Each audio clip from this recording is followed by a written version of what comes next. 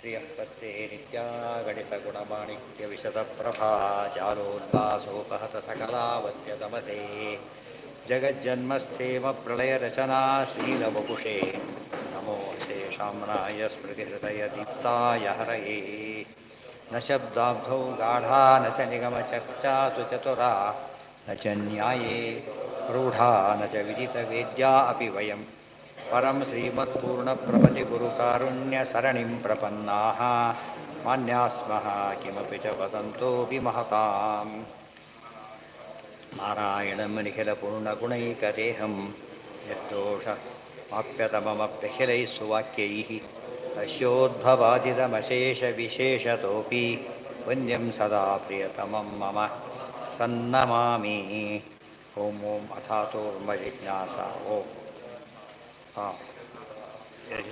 ಹಿರಿಯಚರಣಾಂಭೋಜ ಛಾಯಾಮಾಶ್ರಿತ್ಯ ನಿರ್ವೃತಾಃ ನಂದಂತಿ ಸತತಂ ಮುಕ್ತಾಃ ಸಂಶ್ರಯೇತಂ ಶ್ರೇಯಃಪತಿಂ ಅಂಥೇಳಿ ಏವಂ ವಿಧೇಷು ಜ್ಞಾನೇಶು ಒಟ್ಟಿಗ ಮುಕ್ತಿ ಬಗ್ಗೆ ಹೇಳೋದಕ್ಕೆ ಹೊರಟು. ಮುಕ್ತಿ ಬಗ್ಗೆ ಯಾತಕ್ಕೆ ಹೇಳಕ್ಕೆ ಹೊರಟರು ಅಂದರೆ ಮುಕ್ತಿ ಬಗ್ಗೆ ತಪ್ಪು ಕಲ್ಪನೆ ಕೊಟ್ಟುಬಿಟ್ಟಿದ್ದಾರೆ ಈಗಾಗಲೇ. ಏನಂತ ಬೇರೆಯವರು ಬೇರೆ ತಮಗೆ ತೋಚಿದಾಗ ಹೇಳಿಬಿಟ್ಟಿದ್ದಾರೆ, ಇರೋ ಹಾಗೆ ಹೇಳಲಿಲ್ಲ. ತೋಚಿದ ಪುಸ್ತಕ ಪಾಠ ಮಾಡಿದ್ರೆ ಪಾಸ್ ಆಗ್ತಾರಾ? ಟೆಕ್ಸ್ಟ್ ಬುಕ್ ಪಾಠ ಮಾಡಬೇಕು, ತೋಚಿದ್ದನ್ನು ಹೇಳಬಾರ್ದು, ಅದನ್ನೇ ಹೇಳಬೇಕು. ಹೇಗೋ ಅವರೆಲ್ಲ ಏನು ಮಾಡಿದ್ರು ಗೊತ್ತಿಲ್ಲ ಅಂತ ಒಪ್ಕೊಳ್ಳಿಲ್ಲ, ಗೊತ್ತಿದ್ದ ತಮಗೆ ಇಲ್ಲದೇ ಊಹೆ ಮಾಡಿ ಹೇಳಿ ಹಾಕ್ಬಿಟ್ಟು ಅದು ಸರಿಯಲ್ಲ. ಆ ತಪ್ಪು ಎಲ್ಲಿ ಹೇಳ್ತಾರೆ ದೃಷ್ಟಾಂತ ಕೊಡ್ತಾರೆ. ಎಲ್ಲೆಲ್ಲಿ ಹೇಳ್ತಾರೆ ಅಂದರೆ ಖದ್ಯೋತ ಸದೃಶಾತ್ಯಲ್ಪ ಜ್ಞಾನತ್ವಾತ್, ಬುದ್ಧಿ ಎಷ್ಟು ಗೊತ್ತಾ? ಅಲ್ಲಿ ಏನು ಹೇಳಿದರು, ಅಲ್ಲ ತಿಳ್ಕೊಂಡು ತಪ್ಪು ಹೇಳಬಾರ್ದು ಅವರು. ಪಾಪ ಏನು ತಪ್ಪಿದೆ ಅಂದರೆ ಕರೆಕ್ಟ್ ತಿಳ್ಕೊಂಡಷ್ಟು ಹೇಳಬೇಕು, ಜಾಸ್ತಿ ಹೇಳಬಾರ್ದು.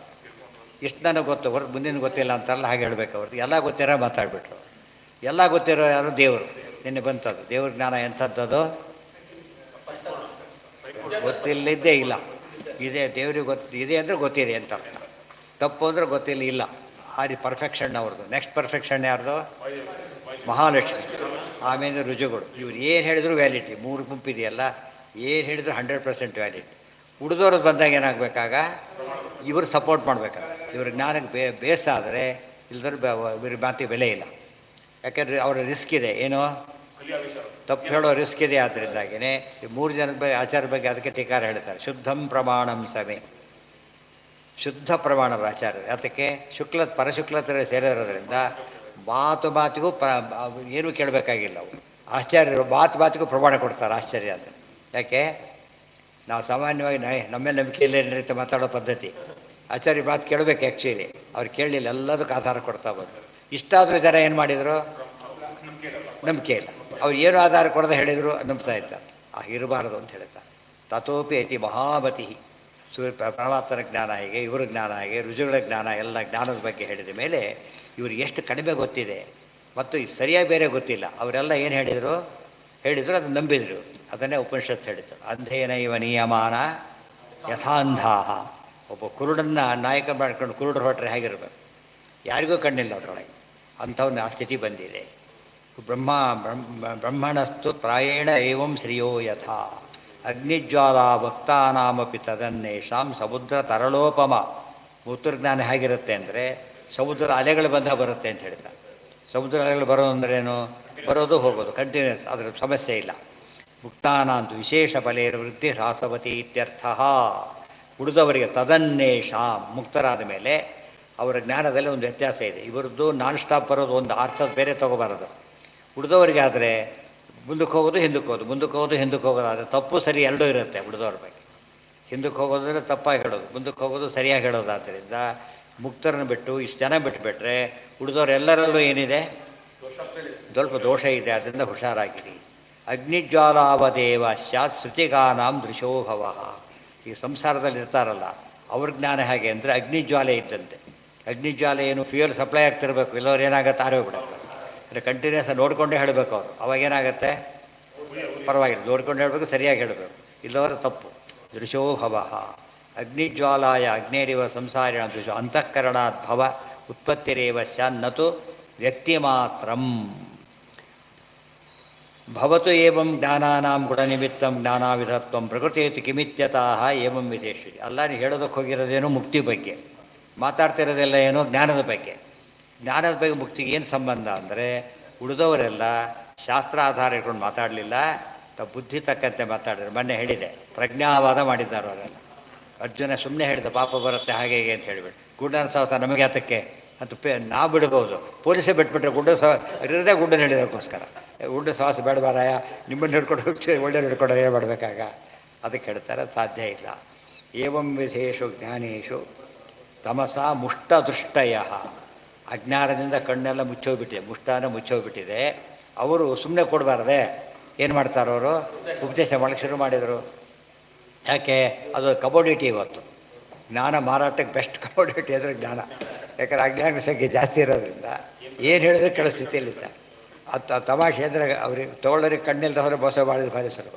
ಅವ್ರಿಗೆ ಗೊತ್ತಿಲ್ಲ ಅಂತ ತಕ್ಷಣ ಏನು ಮಾಡ್ತಾರೆ, ಮೋಸ ಮಾಡೋಕ್ಕೆ ಶುರು ಮಾಡಿ ಸಿಕ್ಕಾಕೊಂಡಂತಾನೆ ಶುರು. ವದಂತಿ ವಾದಿನೋ ಮೋಕ್ಷಂ ನಾನಾಮತ ಸಮಾಶ್ರಯ. ಒಂದು ತಮ್ಮ ಬುದ್ಧಿ, ಇನ್ನೊಂದು ಹಿಂದೆ ಹೇಳಿದ್ದಾರೆ ಅವ್ರು ಕೆಟ್ಟ ಬುದ್ಧಿ ಇಲ್ಲದವರು, ಅವರನ್ನು ಭಾರಿ ಕೋಟ್ ಮಾಡ್ತಾರೆ. ಇವ್ರನ್ನ ಕೋಟ್ ಮಾಡೋದಿಲ್ಲ ಅವರು, ಜೈತಿರ್ತಾರನ್ನೆಲ್ಲ ಕೋಟ್ ಮಾಡೋಕ್ಕೆ ಹೋಗೋದಿಲ್ಲ, ಯಾರ್ಯಾರನ್ನ ಕೋಟ್ ಮಾಡೋದು, ಅದೆಲ್ಲ ಸರಿಯಲ್ಲ. ಆಶ್ರಿತ್ಯ ಪ್ರತಿಭಾಮಾಹ ಜಿನಃ, ಅಲ್ಲಿ ಮೊದಲು ಶುರು ಮಾಡಿದರು. ಅತಿತಾಮಸಿ, ಜೈನ ಮತದ ಮುಕ್ತಿಯನ್ನು ರಿವ್ಯೂ ಮಾಡ್ತಾರೆ. ಅವ್ರು ಹೇಳ್ತಾರೆ ಅತಿತಾಮಸಿ, ತುಂಬ ಕೆಟ್ಟದಾದ ಪರಿಕಲ್ಪನೆ ಮುಕ್ತಿ ಅದರಲ್ಲಿದೆ. ಜ್ಞಾನಾತ್ ಕರ್ಮ ಕ್ಷಯಾನ್ ಮೋಕ್ಷೋ ಭವೇದ್ ದೇಹಾಖ್ಯ ಪಂಜರಾತ್.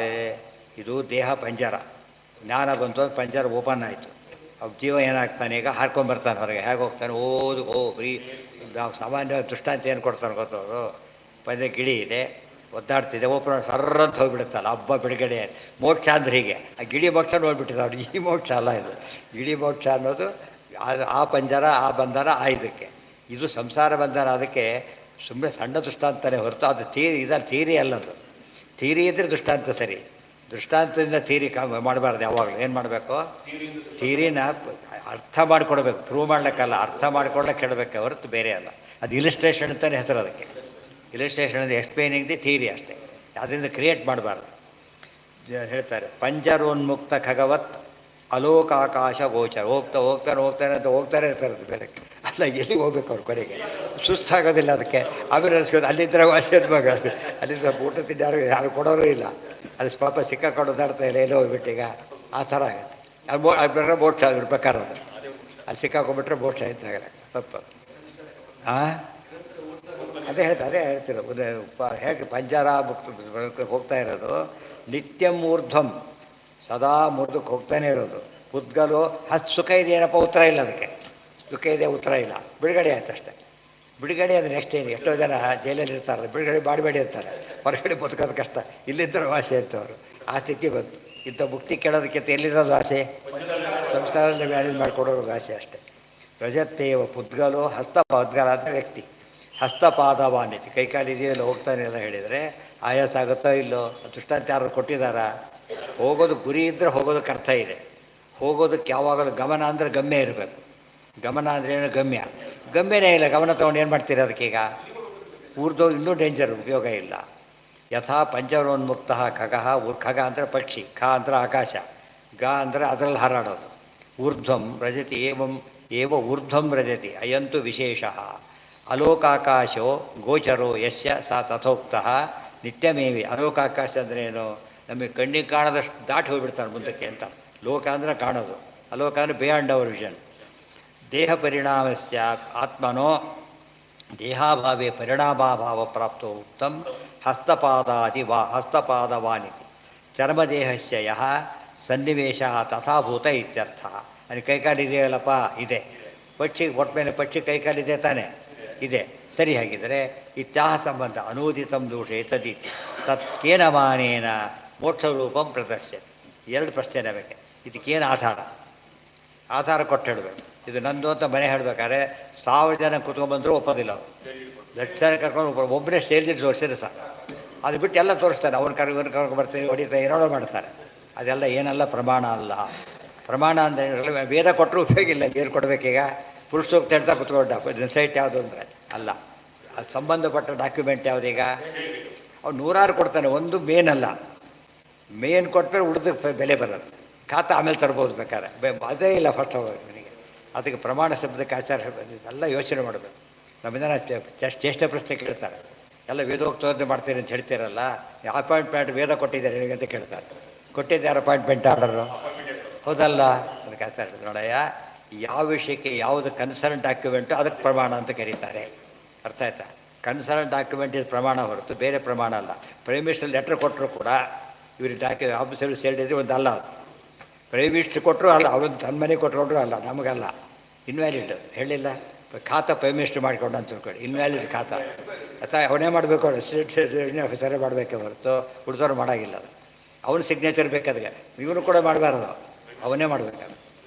ಅದೇ ಡಿಪಾರ್ಟ್ಮೆಂಟ್ ಅದಾದ ಸಾಲದು, ಅವ್ನು ಕನ್ಸರ್ನ್ಡ್ ವ್ಯಕ್ತಿ ಆಗಬೇಕು, ಉಳಿದವ್ರು ಮಾಡಬಾರ್ದು. ಇಷ್ಟು ನಿಯಮ ಫಾಲೋ ಮಾಡ್ತಾರಲ್ಲ, ಅಧ್ಯಾತ್ಮಕ್ಕೊಂದು ಎಲ್ಲ ಕೈ ಬಿಟ್ಟುಬಿಡ್ತಾರೆ.